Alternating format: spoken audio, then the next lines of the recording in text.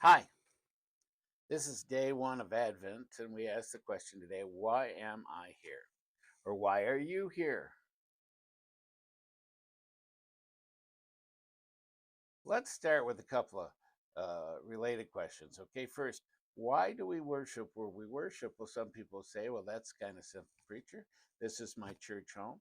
These are my brothers and sisters in Christ. But let's go a little deeper than that, okay? Why do you live where you live? Now, for example, I live in Waterford, Michigan. It's a nice little town. Well, it's not so little, but it's a nice town and working class people, and I love very dearly. But why am I here in Waterford?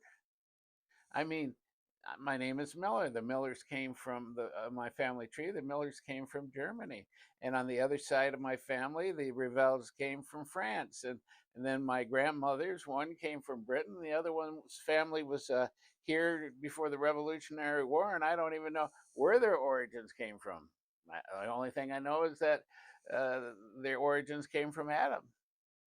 We can all trace our history, okay? We can all trace our history back to a certain point. Now, all those different families ended up in southeast Missouri within 15 miles of each other.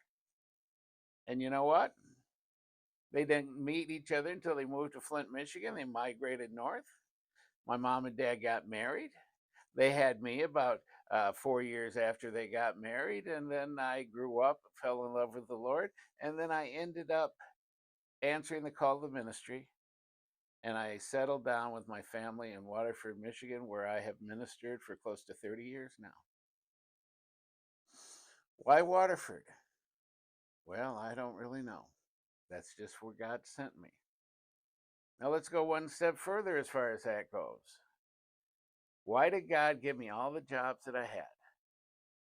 I ran my own business for 14 years, and so I learned how to deal with certain things, how to raise money, how to do things to feed my family without the security of a paycheck.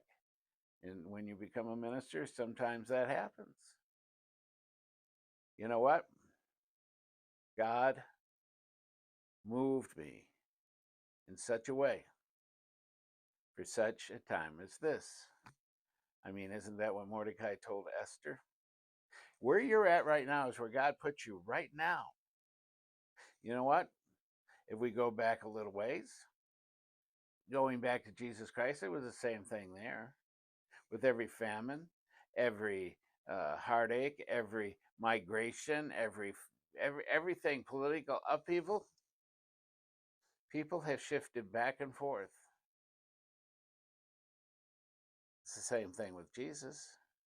I believe God put Jesus in Bethlehem to fulfill his purpose, and there was a purpose for that. So I'm going to ask you to stick around this week as we study and be with us tomorrow as we study O Little Town of Bethlehem. God bless.